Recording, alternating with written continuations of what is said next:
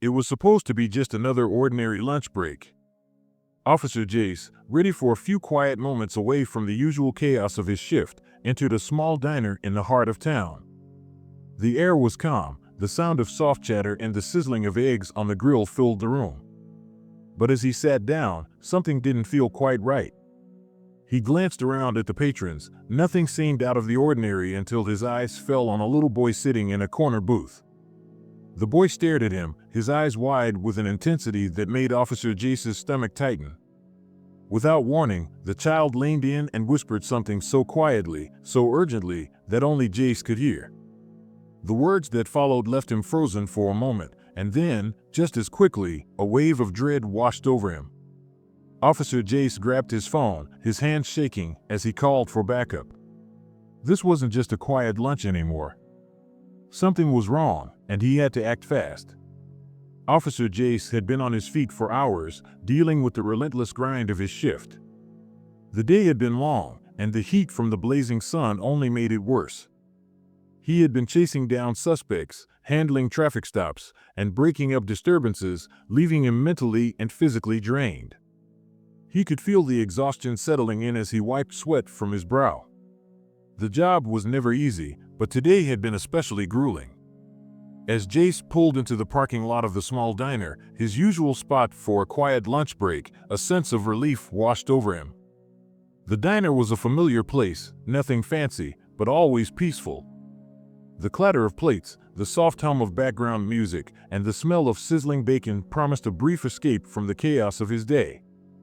He pushed open the door and was immediately greeted by the warmth of the air-conditioned space, the friendly faces of waitstaff, and a few regulars who nodded at him in passing. He walked to the counter, ready to order his usual, but as his eyes scanned the room, something caught his attention. A father and his young son sat in a booth near the back. The boy looked detached, his eyes staring off into space as if lost in thought. His father, on the other hand, was hunched over the phone, speaking with a tone that was sharp and irritated. Jace could hear the faint words, "I'm not dealing with this anymore." The tension between them felt almost palpable, a stark contrast to the otherwise calm diner. Jace tried to shake off the uneasy feeling that started to creep in. Something about this father-son duo didn't sit right with him. As Officer Jace took his seat, he couldn't help but observe the father and son more closely. The boy, no more than 8 or 9 years old, sat motionless in the booth, his head slightly tilted down, eyes staring blankly at the table. It was as if he wasn't even present in the moment. His disinterest was unsettling. There was no joy, no curiosity, just a strange emptiness in his gaze. The father's loud voice broke the stillness as he argued over the phone. The conversation was heated, his words sharp and filled with frustration. "You don't understand. I've had enough of this, no more chances," he snapped, pacing back and forth in the booth, his hand gripping the phone so tightly Jace could see his knuckles whiten. It wasn't hard to tell that the father was angry, but there was something else, something more unsettling in the way he spoke. The boy didn't even flinch at his father's outburst. His gaze remained fixed, unblinking, almost as if he'd heard this all before. Jace felt an odd sensation in the pit of his stomach. The unease that had slowly crept in earlier now seemed to take root. What was it about this pair that felt so off? He couldn't quite put his finger on it, but something told him to keep watching. As Jace settled in at the counter, he couldn't shake the feeling that the boy was still watching him.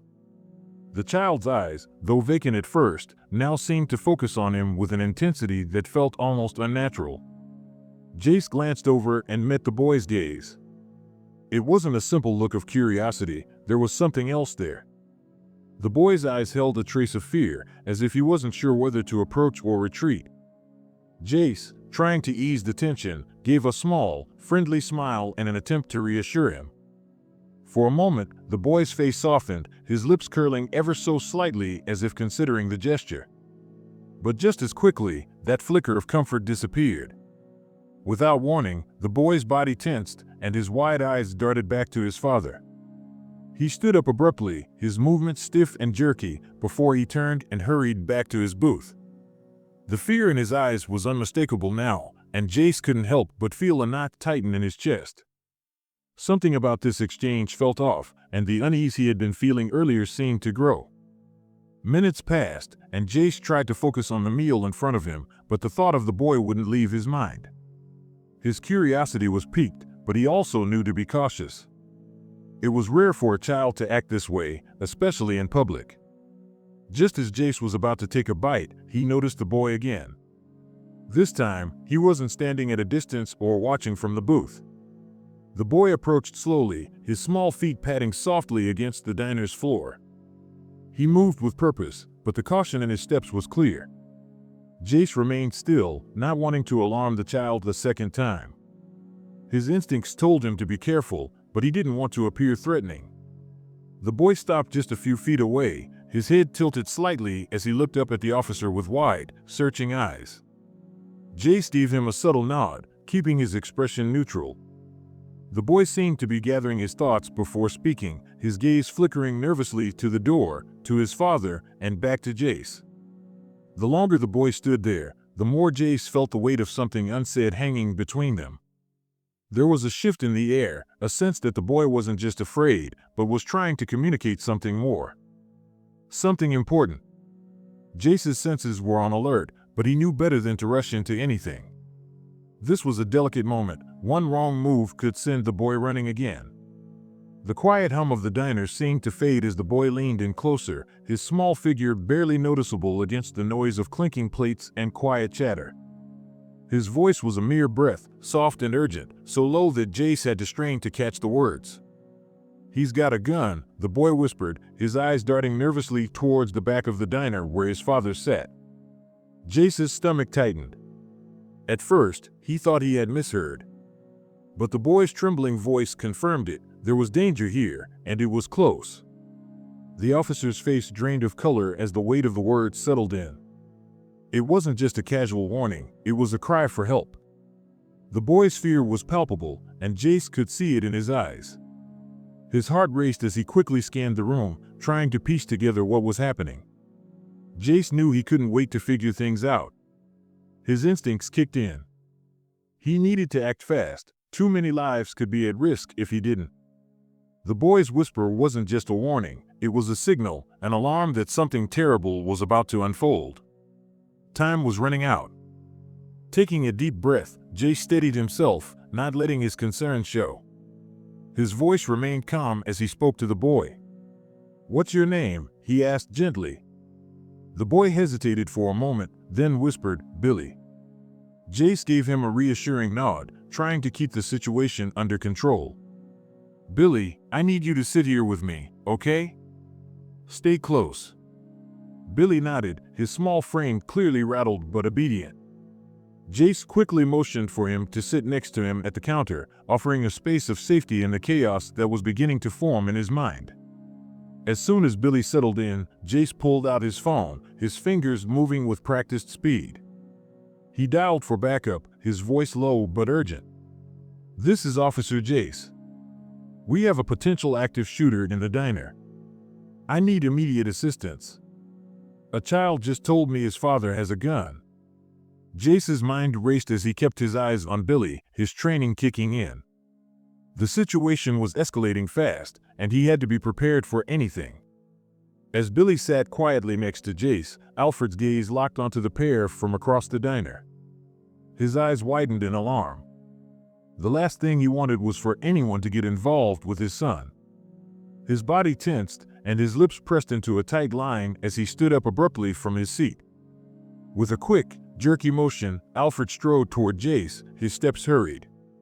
The tension in the air thickened as he reached them, his face red with rising panic. "What's going on here?" Alfred demanded sharply, his voice a mixture of confusion and anger. "Why is my son sitting with you? Give him back." Jace remained calm, his expression unchanged. He could feel the intensity of Alfred's gaze, but he trusted his instincts. Something wasn't right, and he wasn't about to let Billy go back to this man without understanding why he was so afraid. Jace stayed seated, his eyes steady as Alfred hovered over him, almost demanding his attention. "I'm not letting him go, not yet," Jace replied coolly. "I need you to show me your ID, sir." Alfred's brow furrowed, and his mouth opened as if to argue, but something in his eyes flickered, just for a moment, before he glanced at Billy, who had started to shrink into his seat. Alfred's fingers twitched at his sides, betraying his unease. He was too quick to dismiss Jace's request. "I'm a lawyer," Alfred finally said, his voice a little too sharp. "I don't have to show you anything." His tone was defensive, and his words, though firm, lacked the authority they should have had. Jace noticed the hesitation, the subtle shift in Alfred's demeanor. Alfred's face grew paler as the seconds dragged on. Jace wasn't fooled. The nervousness wasn't just anxiety, it was something deeper, something that didn't sit right. "You don't understand," Alfred continued, his voice cracking just slightly. "I'm not what you think I am." Jace didn't respond immediately. Instead, he took a slow, deliberate breath, sizing Alfred up. The man's increasing nervousness, the way his hands twitched, his voice faltering, it confirmed Jace's growing suspicion that Alfred was hiding something. Something far worse than a simple argument. Jace kept his posture firm, never breaking eye contact, as the tension in the air mounted with every passing second. Alfred's panic reached its peak. His mind raced as he realized Jace wasn't going to let him leave without answering questions. Without another word, he turned abruptly and bolted for the door, his footsteps heavy and quick. He had to get out, and he had to do it now. His pulse raced as he neared the exit, but just as his hand reached for the door handle, a sharp voice cut through the air. "Stop right there." A team of backup officers, alerted by Jace's call, had already surrounded the diner. They were positioned at every exit, making Alfred's escape impossible. In an instant, he found himself face to face with officers, all with their weapons trained on him. He froze, his eyes darting around for a way out, but it was too late. Alfred's options were gone, and his only choice now was to surrender or fight. Alfred's body tensed, and he took a defensive stance, as if preparing for a battle. His eyes burned with defiance. "You can't do this," he yelled, attempting to push through the officers. He swung wildly, knocking one officer off balance, but the others closed in on him fast. The struggle didn't last long. Alfred fought with everything he had, his arms flailing and his legs kicking out in an attempt to free himself. But it was clear he was no match for the combined strength of the officers. They quickly overwhelmed him, pinning him to the ground as he struggled to break free. "You don't know who I am," Alfred shouted, his voice raw with anger. "I will make sure you regret this." Despite his attempts, Alfred was cuffed and dragged out of the diner, still yelling threats and promises that he would get Billy back, whatever it took. The sound of his voice echoed in the diner as the officers escorted him away, his wild threats fading into the distance. With Alfred now in handcuffs, Jace turned his attention back to Billy, who was sitting quietly at the booth. The boy's eyes were wide, his hands shaking slightly. Jace knelt down to his level, trying to keep his tone calm and reassuring. "Billy," Jace said softly, "I need you to tell me where your mom is. Can you do that for me?" Billy hesitated for a moment, glancing toward the door where his father had been taken. Then, in a low voice, he spoke. "She's at home, in the house," he said, his eyes filled with fear. Jace's heart raced. He wasn't sure what Alfred had planned, but there was no time to waste. "Where's your home, Billy?" Jace asked quickly, urgency creeping into his voice. Billy pointed a shaky finger in the direction of a nearby neighborhood. It's just down the street." Jace nodded, his mind already shifting into gear. He could feel the weight of time pressing down on him. Without another word, Jace turned toward the exit, motioning for Billy to follow. The boy stood up slowly, his small hand reaching out for Jace's, a silent plea for comfort. Jace offered a reassuring squeeze before they moved quickly toward the police car.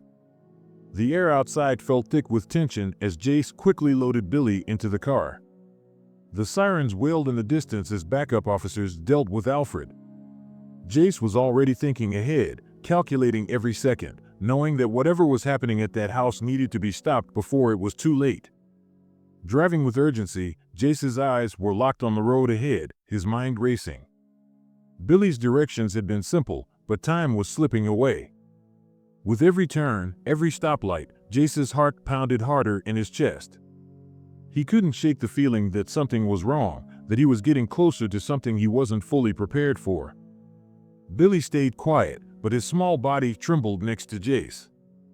As they neared the house, Jace's fingers gripped the steering wheel tightly, his instincts screaming that the situation was more dangerous than it appeared. He wasn't sure what he'd find when they arrived, but he knew one thing for sure: every second they wasted could be the difference between life and death. Jace's heart raced as he drove closer to the house. The streets were eerily quiet, and the closer he got, the heavier the feeling in his chest grew. He turned onto the street Billy had directed him to, his eyes scanning the area for any sign of danger. As the car pulled into the driveway, he immediately noticed something off. The front door was wide open. Jace parked quickly, his instincts kicking in. He stepped out of the car, gun drawn, and motioned for Billy to stay close. The boy followed silently, his face pale with worry. Jace approached the house cautiously, his senses heightened. The air around him felt dense with anticipation as he stepped inside, the sound of his boots on the floor the only noise. The silence inside was unsettling, and as Jace moved further into the house, he saw her. Billy's mother was sprawled on the floor, her body unmoving.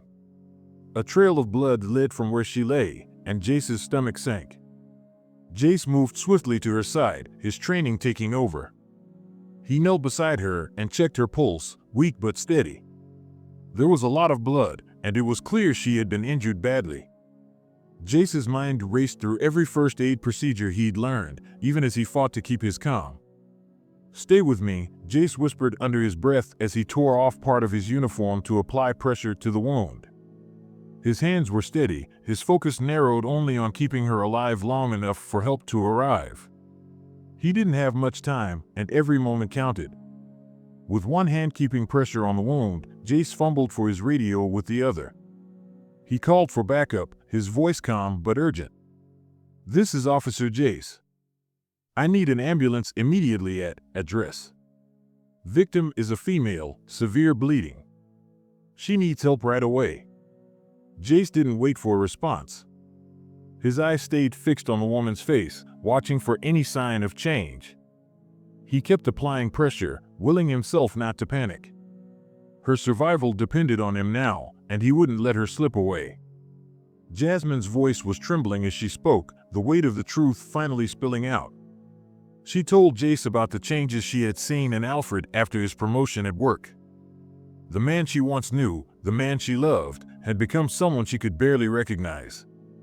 At first, it wasn't so bad, Jasmine began, her eyes lowered to the floor.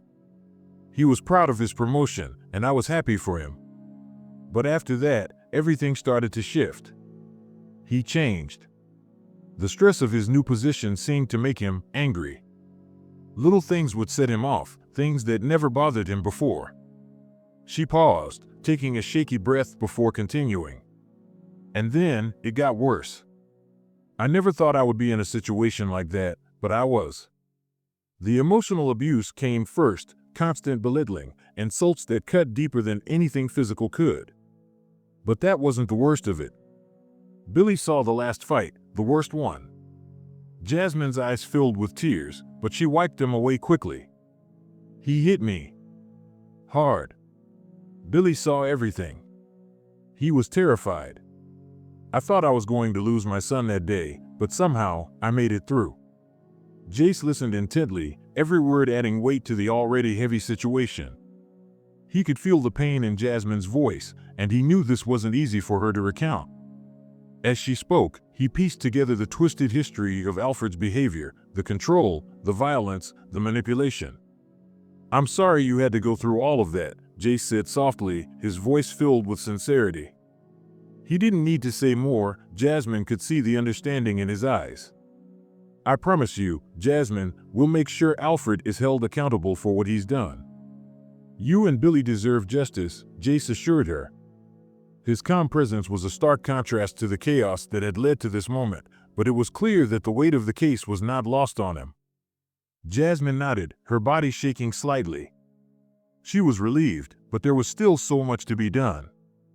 As the case progressed, Jace found himself deep in thought, reflecting on the strange complexity of it all. He had always been trained to handle the worst situations, but something about this one stuck with him.